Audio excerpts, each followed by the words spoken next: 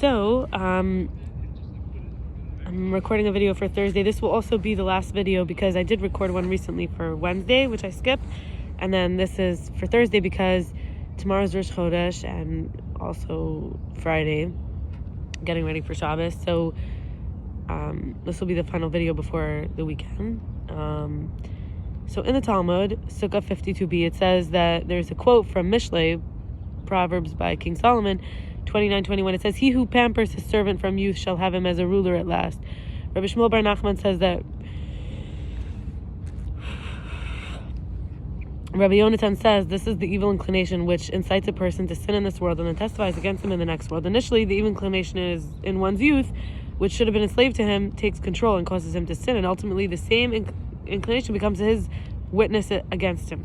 Rabbi says in Hoshea 4:12, it says, "For the spirit of harlotry caused them to err," indicating it's a temporary phenomenon and not an integral part of their persona. But in Hoshea 5:4, it says, "For the spirit of harlotry is within them," indicating it's an integral part of their persona. Initially, it caused them to err from without, and ultimately it is from within them. Rabbi says the verse Shmuel 2:12-4, "And there came a traveler to the rich man, and he was reluctant to take of his own flock and of his own herd to prepare for the guest. And he took the poor man's lamb and prepared it for the man that was come to him." This clarifies that initially the evil inclination is a traveler coming from afar like a guest. And one then welcomes it, and ultimately it's called a man as it becomes the homeowner. This is from Nathan the prophet, Nathan the prophet's parable to David. Verse 1, "There were two men in a city, one rich, one poor." Verse 2, "The rich man had very many flocks and herds." Verse 3, "But the poor man had nothing save one little ewe he brought up and reared him with his sons, eating their bread with them and drank from his cup and laid in his bosom." It was like a daughter to him. It was about David killing Uriah via Ammon's sword and taking his wife, and the baby died at 7 days. And Nathan said, "His wives will be given to his friend who will lie with them, and the sword shall never depart from his household," because of that. Thinking about, transforming inside and outside. So I want to share, there's a book I did a previous video, which was Helping School Children Cope with Anger by, what's his name? Jim Larson and John E. Lochman. And they talk about transformation. They say, what are some techniques? So they talk about with school children, so you're in a group, and they say that each one has a puppet sock. And although you can't use swearing or racial slurs after the leader adult models, they each get in touch with their angry feelings at a safe distance away. And after they let people say mean things, they taunt the puppet sock, and the person learns how to deal with being taunted. Then they try to do a 30-second task like line up dominoes while being taunted, or self-talk. They're trying to provoke me. Focus. I'm not going to let them get me angry on do something I'll regret. Breathing, count to 10, pleasant imagery. Role-playing the other person's perspective, being shown a picture, and each person or kid gets to say what they think the problem is, seeing the role of interpretation. 7, give a problem like six items for 7 kids and see how they problem solve. The Lubavitcher Rebbe says that marriage unites a husband and wife, and a house is where a person's true soul is. Shabbos is related to love, and the sages use precise language. The Torah is God's will, wisdom, and desire, the proper mode of behavior, including worldly affairs and simple earthly matters, and the words of the wise are spoken softly. God placed order in the Torah, and the Jews received the blessing of healthy and lasting children, doing the Torah and mitzvahs with easy birth and also having male children. When a husband and wife are like one body, since they're part of the Jewish people, the oneness extends to all the Jews, since when you grasp a part of something, you also grasp the whole. And in Isaiah 49:23, "And kings shall be your nursing fathers, and their princesses your wet nurses." The 2 criteria for a goal. This is from Jim Larson and John Lochman. Their book also, Helping School Children Cope with Anger. They say 1 is something you want, you're willing to work for, and 2, something that's real impossible for you. So just thinking, like, if you have a goal, is it something I want and I'm willing to work for? And is it something real impossible for me? They both have to be satisfied for a goal. Teal Swan, she talks about recovering with awareness. So we're talking about transformation and recovery. She says, would I be okay with A or my child growing up in the same home and with the same experiences I had? Do I often feel split? Did this originate in early childhood? Are there normal experiences that seem horrible or abnormal to me? Are there normal experiences for me that seem abnormal to others? What did I experience in my adult life that was the antidote to something painful in childhood?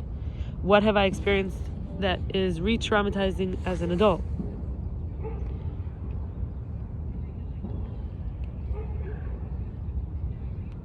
For me, a lot of these center around attachment issues, like wanting to be in touch all the time with someone maybe, or someone being like a fatherly, even though someone else would say, no, they shouldn't be that for you as an adult. Something re-traumatizing was feeling unwanted by someone. Yeah. Then I had a coaching call with Pi Venus Winslow, and we'll stop with this. That basically, she's amazing. You can do a coaching calls with her online if you want. I don't know if she has packages. We could do one or more. And we had 3 topics that we focused on. The first was, so basically, goals: vegan, marriage with the right guy, and paid work I love. So devotion to me is a type of discipline, a connection. And I would like to say I've become basically vegan, although I do eat eggs, because I know that chickens will lay eggs even if there's no rooster, and even if they're very happy when they're well fed. So you can take good care of chickens and eat their eggs, and it doesn't cause them any harm. So vegan, marriage with the right guy. There's someone who I feel like is the right guy, but it doesn't seem like he's interested in me. I think I've misbehaved with him. I was testing him. I don't know if I'll be able to fix it. He did say a comment, he's not the guy, but I was already acting a little crazy, so I didn't fully take it into consideration. I would love another chance with him. And 3, paid work I love. I actually had an issue with my job. So we basically I worked with special needs adults. I was hired by a family. I was working with in a home, and there's a lady who in the home was abusing the dog, the special needs adult. I reported her at Justice Department for Special Needs. She put her hands on me, threatened me, screamed at me, and so it felt like I would have to find a new job. So these are all important now. Anyway, so devotion to myself is a type of discipline, connection, security, holding myself high, which also means to me not abandoning or disowning parts, giving myself good nutrients and movements, interviewing men if they stand up to deserve me, no disconnected time wasters, energy suckers, don't give them attention, greater self-esteem, holding myself up, sitting a little straighter, standing up straighter, who gets to be with the magnificent person I am, demonstrating and leading by example, kids, community, is a privilege. To be with me, I guess, is what can be feminine and strong by showing up in that way. People see it, I don't have to push it down. Allowing myself to be seen. People pick up on that. They'll treat me how I treat myself. Wanting to feel pretty, cherished, adored, spoiled, cared for, and loved. Can give it to myself too. In adult relationships, both get to be adults and independent, and play.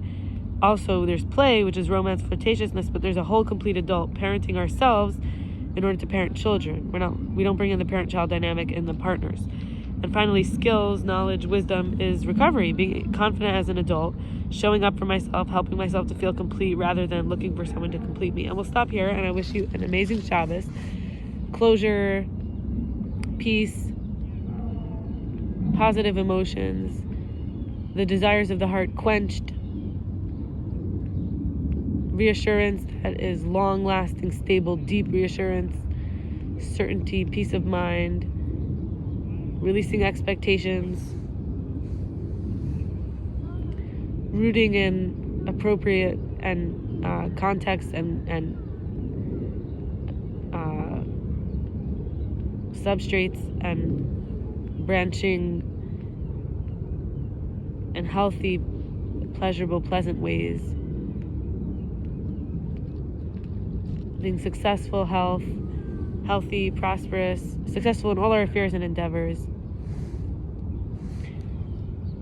Everything working out.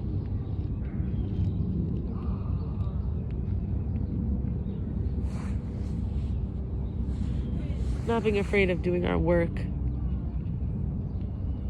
Not being mean to ourselves.